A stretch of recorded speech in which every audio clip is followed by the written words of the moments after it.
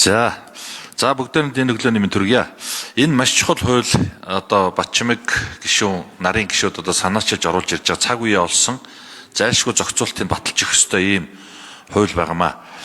За тэгээд энэ дээр одоо стандарт гэдэг зүйлийг л сайн дагаж мөрдүүлэхгүй бол манайд ч одоо ер нь төр байгаа байхгүй нь мэддэхгүй энэ иргэдийнхэн зорчиж байгаа зам, явгууны зам, дугуйн зам энтрийг одоо яг стандартын дагуу болгох асуудал ерөөсөө маш хойрог байгаагаас энэ асуудал үүсээд байгаа.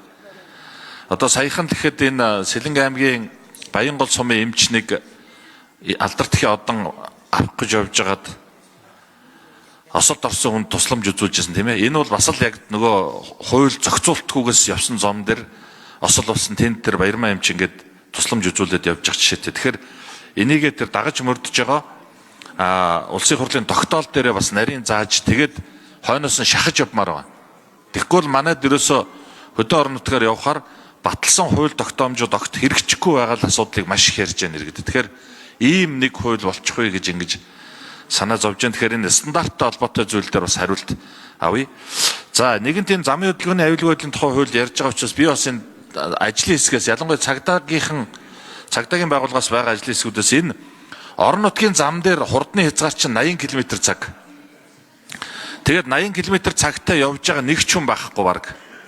Одоо ер нь ямар ч машин энэ хуучин стандарт яваад байгаа. Нөгөө бидний үед Оросын албаны улсын 69 зээл 130 тийм ээ воолог энэ төр явж явах үе стандарт яваад байгаа. Ингээд 80-таа явж байгаа хүн байхгүй.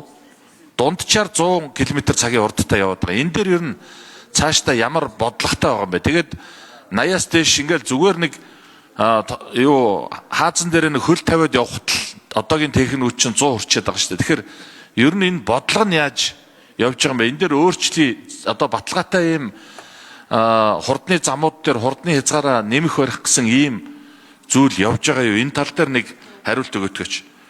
Хоёрдугаарт энэ орон нутгийн зам дээр болон энэ хурдны замууд дээр мал их дайрагдаж байна. Энэ дээр 20 цагаас хойш малчны буруу болчиход байгаа. За ингээд нөгөө маллаагүй учраас нөгөө малчны мал дайрагдаж үхээд дээрэс нь бөөн одоо төлбөр торгуулд орцсон. Бүр 30-40 саяын төлбөрт орцсон ч хүмүүс байна.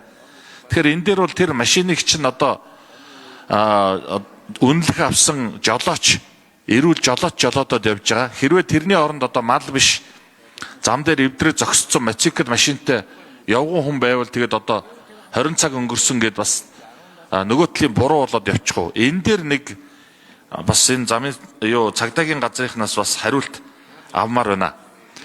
За дээрэс нь энэ замууд дээр энэ нөгөө дархны зам хэдэн жил болж иж бид нар хийлээ. Одоо болтол ажил нь дуусаагүй яваа л байна. Тэгэхээр энэ дээр нэг харагдж байгаа юм тэр замын одоо аваар осол гарахаас хязгаарласан тэр хашлгууд стандартын ер нь байна уу?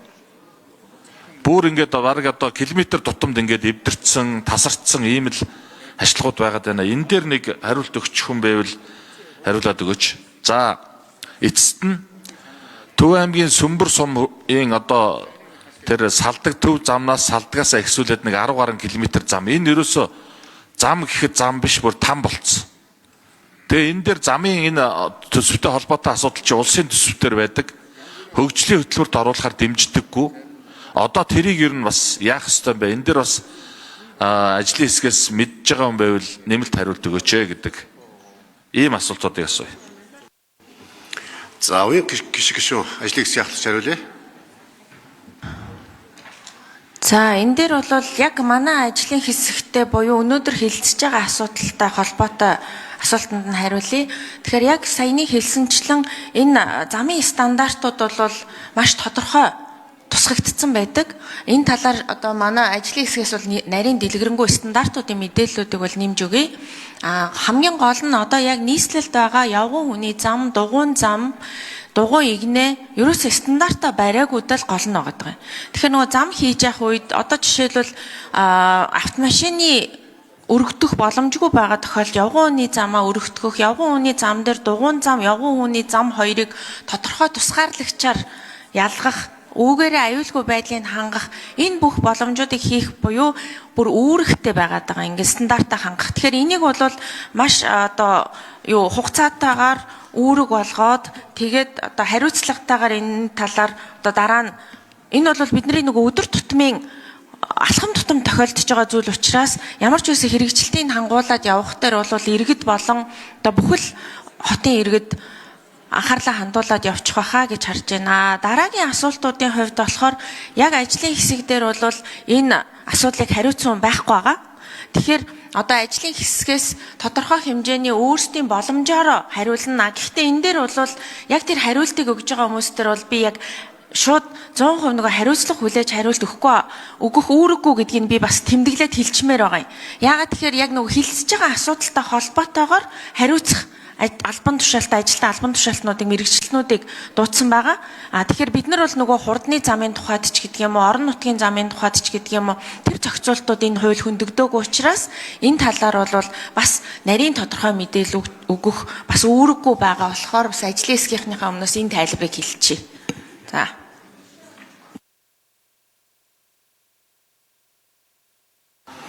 За ажлын хэсэг хариуллын 4-р микрофон энэ дээр энх болд хариулъя. Зам тээврийн яамны замын хөдөлгөөний аюулгүй байдлын мэрэгчлэлтийн энх болд байна. Тэгэхээр аливаа улс хурдыг тодорхойлохын тулд 3 асуудлыг нэн дээр тооцож үздэг. Нэгдүгээрт нь замын хөдөлгөөнд оролцогчдын мэдлэг хандлагын эрсдлийн үнэлгээ, хоёрдугаарт нь тээврийн хэрэгслийг зөрж өнгөрөх аюулгүй байдлын хангах хажуугийн зай, гуравдугаарт нь бол нөгөө мөргөлдөх үеийн аюулгүй хурд гэдэг ийм юмыг тооцоолдог. Тэгэхээр энэ 19 онд бол Азийн хөгжлийн банкны судлаашид үзээд бол манай Монгол улсын замын хөдөлгөөнд оролцогчдын мэдлэг хандлагын эрсдлийн үнэлгээ бол орон нутгийн замд бол 70 км/цагийн хурдтай явхад бол болцоотой байна гэж ийм үнэлгээ өгсөн юм. Тэгэл энэ бол одоо яадаг гэхээр энэ замын хөдөлгөөнд оролцогчдын хувьд бол одоо зарим хүмүүсийн хувьд бол чадвартай байж болно, мэдлэгтэй байж болно. Ерөнхийдөө массын хувьд бол нэг ийм хурдтай явхад болцоотой байна гэсэн ийм дүгнэлт өгсөн. Хоёрдугаарт нь бол одоо хамгийн гол асуудал нь бол хоёр тээврийн хэрэгсэл мөргөлдөхөд. За хариулт нэмж өгье. Хариултаа гүйцээч.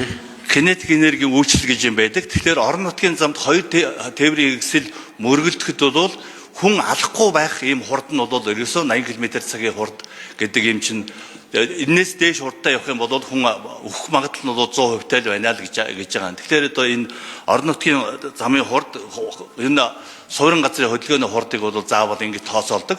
Хоёрдугаарт нь бол энэ скутертэй холбоотой ярихад бол энэ явган зорчигч замын хөдөлгөөний явган хүний замаар явхад бол скутертэй хүнтэй мөргөлдөхөд бол 10 км/цагийн хурдтай скутертэй мөргөлдөхөд бол нөгөө 10 настай хүүхдийн үхэлд хүрэх магадлал бол 85% байна гэж үздэг байхгүй. Тэгэхээр энэ хуулийн төсөл дээр бол ерөөсөө